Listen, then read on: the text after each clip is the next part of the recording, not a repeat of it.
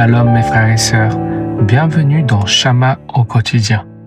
Aujourd'hui, nous lisons l'Évangile selon Marc, chapitre 2, versets 13 à 17, sous le thème « L'accueil et l'appel plein d'amour de Jésus ». Le passage d'aujourd'hui ne comporte que 5 versets, mais il exprime de manière remarquable comment Jésus manifeste son amour en accueillant et en appelant les pécheurs, en particulier ceux que le monde méprise. Dans le chapitre précédent, au verset 18 et 19, il est mentionné que Seigneur Jésus avait appelé plusieurs disciples.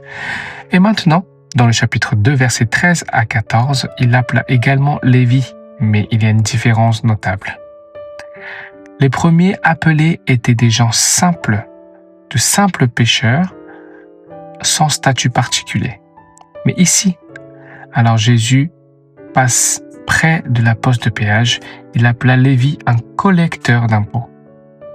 Le texte nous dit, en passant, il vit Lévi, fils d'Alphée, installé à son poste de péage, et lui dit, « Suis-moi ». Lévi se leva et le suivit. Il faut comprendre une chose. Les Juifs de l'époque ne voyaient pas les collecteurs d'impôts comme nous, aujourd'hui, on voit un fonctionnaire.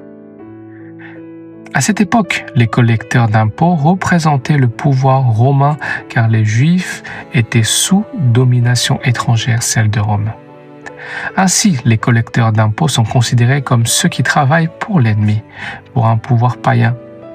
Certains abusaient de leur autorité, exigeaient des taxes excessives pour s'enrichir eux-mêmes, ce qui explique pourquoi les Juifs les méprisaient. Ce métier n'inspirait ni respect, ni honneur, mais de dégoût et des rejets. On les appelait des traîtres, des collaborateurs de Rome, des vendus à l'ennemi. Et les pharisiens allaient jusqu'à les considérer comme des pécheurs impurs et les excluaient des assemblées religieuses. Mais Seigneur Jésus, dans sa manière de vivre, prête intentionnellement attention à l'état intérieur des personnes.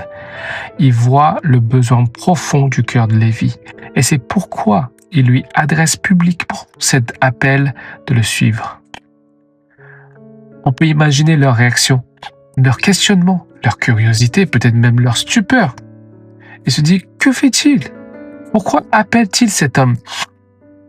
Il est évident que Jésus exprime ici un amour qui vient d'en haut, un amour divin et non pas un amour qui est basé sur les critères humains.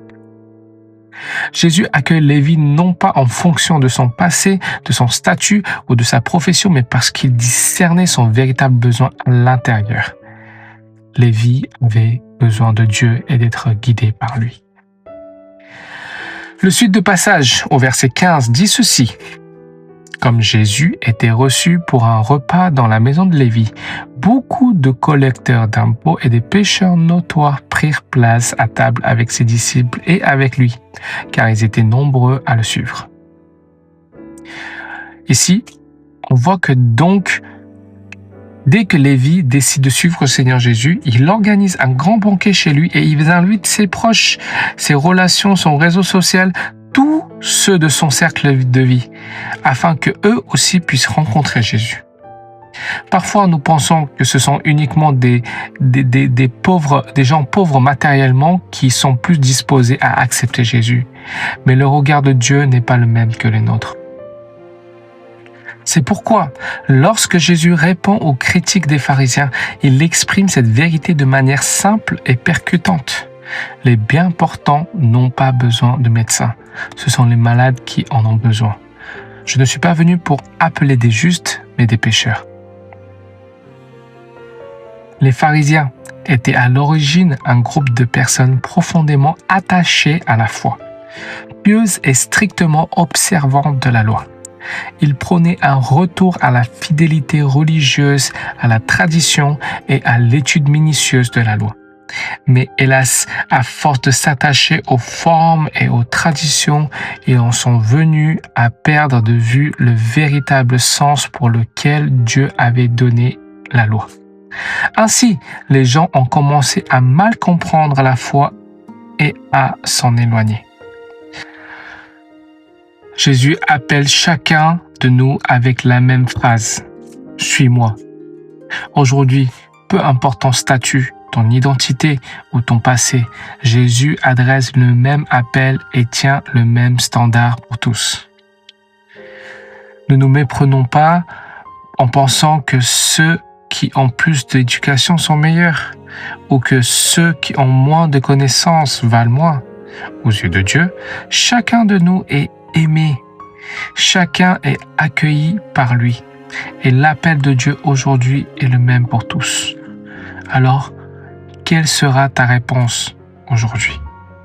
Peu importe ta situation, que tu sois malade, que tu sois perdu dans ta vie ou que tu manques de direction ou d'espérance, tu peux choisir de répondre à l'appel de Jésus ou bien de rester à distance dans l'attitude des pharisiens en critiquant au lieu de suivre.